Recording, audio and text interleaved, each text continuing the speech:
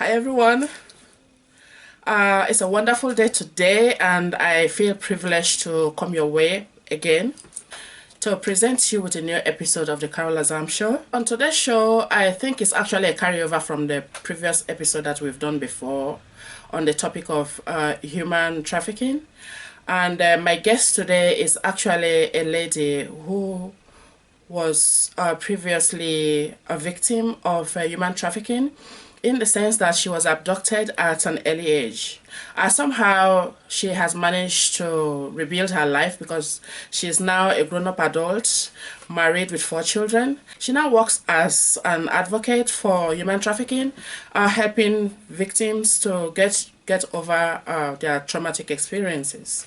So I'm speaking to my guest today, and she's based in the US. Actually, we're going to talk about her experiences when she was abducted, up to the point when she was rescued, and everything else, how she managed to get over something like that and rebuild her life, and now she's settled, which is a good thing. For some reason, for her own personal reasons, we can't go into some of those things because it is a long story, as you can imagine, and so we have settled for it to be a whole different show altogether for another time. But for today, let's try and meet my guest and then hear what she has to say. My guest today goes by the name Monique Ferguson. I would like to thank you for taking the time to talk to me today about some of your experiences and about your work also as an advocate for human trafficking. So welcome to the Carol Azams Show. So Monique, it is not too much surprise there that you now work as an advocate, helping other victims. So it is almost like giving back to society. What I want to ask now is, does it make any difference to the people you work with, knowing that you have been there before, so perhaps you understand their situations better, you understand what they are going through?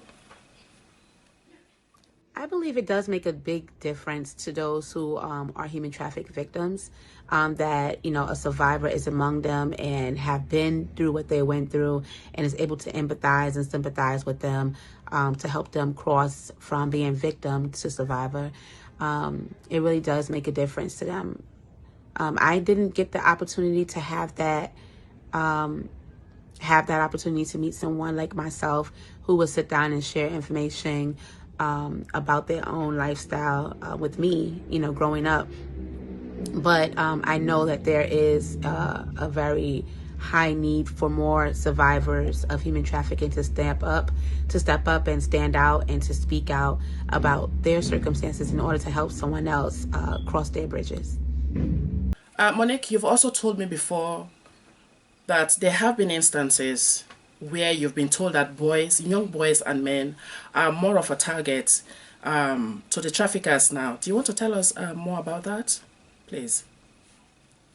So in the world of human trafficking, it is absolutely more women and young girls that are involved in the world of sex trafficking and prostitution and survival sex, etc. However, there is a higher need for young boys to get involved in human trafficking.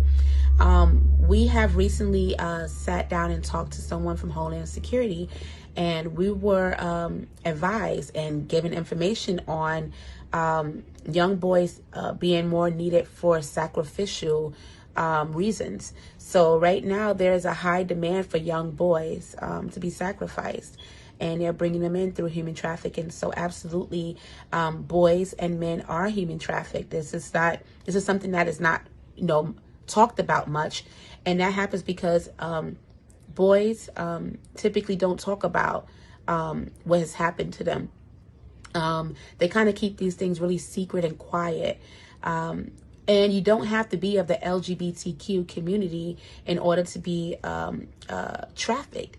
These are boys who are straight, heterosexual, young men, and that are being pulled into human trafficking for basic needs, etc. So it's happening to boys just as much as it's happening to girls. I tend to ask all my guests, because of what we are going through now. This is a period of a pandemic that we're going through. So I like to ask people, because I want to find out how they feel and what they're going through as well. And also depending on what we are talking about their work or whatever way, coronavirus has affected them.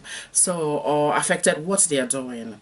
I would like to ask you as well, in terms of human trafficking, do you think that there has been any way that the lockdown and other maybe rules have affected the way that the traffickers, the behaviors of the traffickers? It could possibly have affected the way they move around, during this period.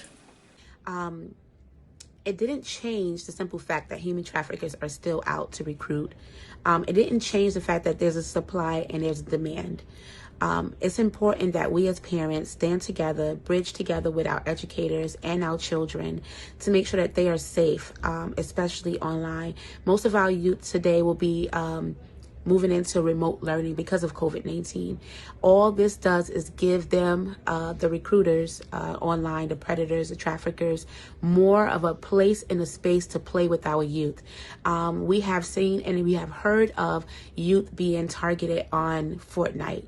We have heard of youth being targeted on different little chat lines that our second graders and third graders use, to just talk to friends. So this is definitely happening. It's happening more than ever because of COVID-19.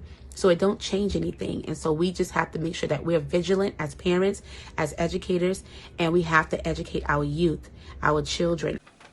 How can we spot the signs of human trafficking in our neighborhood? What do you think we should be looking out for?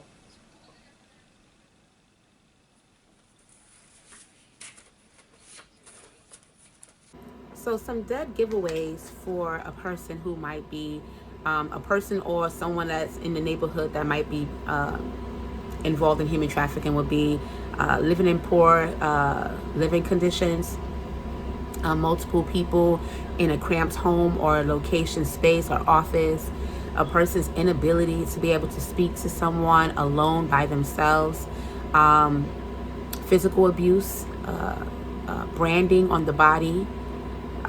Also, drugs play a major part in trying to keep someone in control, in a submissive position. And so those are some indicators that human trafficking might be taking place in your neighborhood. But that's what you should be looking for. Yes. Okay, my final question.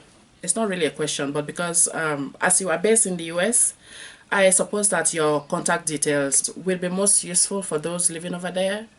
Do you have any helpline information you might want to share with the public?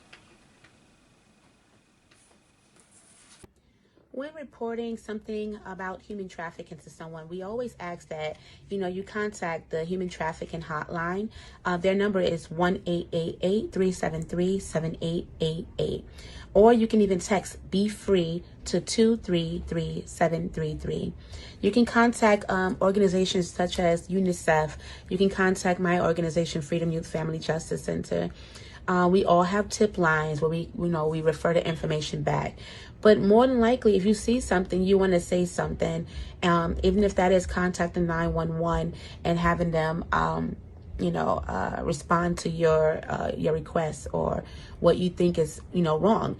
So the best way to report. And so don't hold on to anything. If it looks strange, it feels strange, if it gives you butterflies in your tummy, then guess what? You need to act on that response.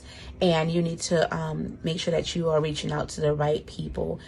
So again, human trafficking hotline, their number is 1-888-373-7888. Or you can text Be Free to 233733. That is the best way to report, and also calling 911. Okay. Okay, Monique. So thank you very much. Thank you so much for coming on the show. Thank you for accepting to come and share your lived experiences on the show. I wish you well in all your endeavors, and take care of yourself, and bye for now. So viewers, thank you very much for your time.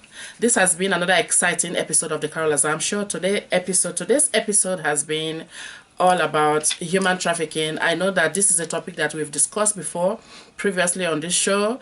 I thank you very much for taking your time, for spending your time with us. So please do take care for now, and God bless you.